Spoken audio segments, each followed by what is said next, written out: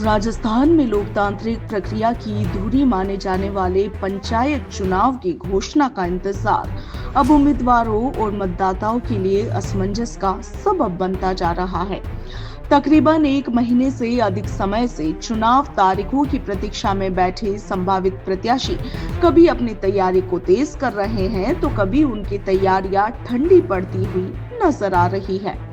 गांवों में आप देखिए कि चाय की थड़ियों से लेकर चौपालों तक चुनावी चर्चाओं का दौर शुरू हो गया है, जहां सरपंच, पंचायत समिति सदस्य और अन्य जनप्रतिनिधियों की धड़कनें चुनाव की घोषणा में देरी से बढ़ रही है।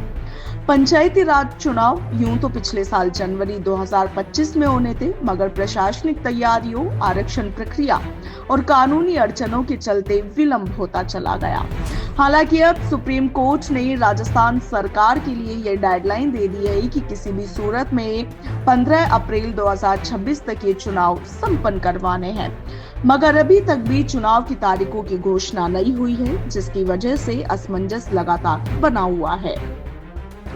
मगर आप देखिए कि संभावित राजस्थान पंचायत चुनाव 2026 और नगर निकाय चुनाव 2026 को देखते हुए राजस्थान में राजनीतिक दलों ने अपनी अपनी तैयारियां तेज कर दी है। और इसी कड़ी में राष्ट्रीय लोकतांत्रिक पार्टी के सुप्रीमो और नागौर से सांसद हनुमान बेनीवाल ने भी अपनी पार्टी के लोगों को, अपनी पार्टी के जो कार्यकर्ता है उनको इन चुनावों में झोंकने के लिए पूरी तरीके से वो अब नजर आ रहे हैं।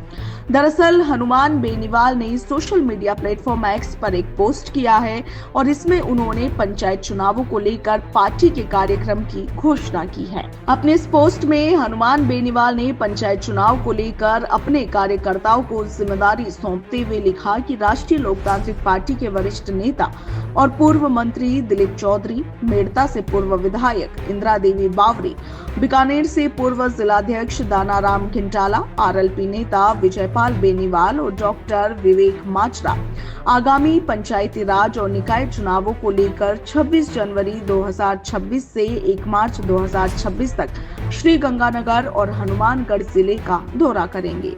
इस दौरान इन नेताओं के द्वारा पार्टी परिवार के पूर्व पदाधिकारियों और कार्यकर्ताओं के साथ बैठकें आयोजित कर संगठन विस्तार, बूथ स्तर की मजबूती और आगामी कार्यक्रमों की रूपरेखा पर विस्तृत चर्चा की जाएगी। हनुमान बेनीवाल ने आगे लिखा कि किसानों की समस्याओं के साथ ही अन्य सार्वजनिक समस्याओं को सुनकर उनके समाधान के लिए रणनीति भी बनाई जाएगी।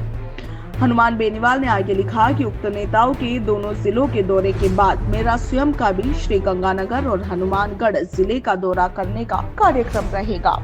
जहां मैं पार्टी परिवार के सदस्यों, किसानों और युवाओं के साथ संवाद करूंगा। इसके साथ ही कई स्थानों पर सार्वजनिक जनसभाएं भी करूंगा। तो आप देखिए कि हनुमान बेनीवाल के इस पोस्ट से ये साफ होता है कि पंचायती राज और निकाय चुनावों को लेकर हनुमान बेनीवाल अब एक्टिव मोड में नजर आ रहे हैं। इस बार वो चाहते हैं कि आरएलपी का कार्यकर्ता जमीनी तौर पर काम करे, जमीनी रूप से मजबूत बने और पंचायती राज चुनाव और निकाय चुनावों में आरएलपी का परचम लहराए।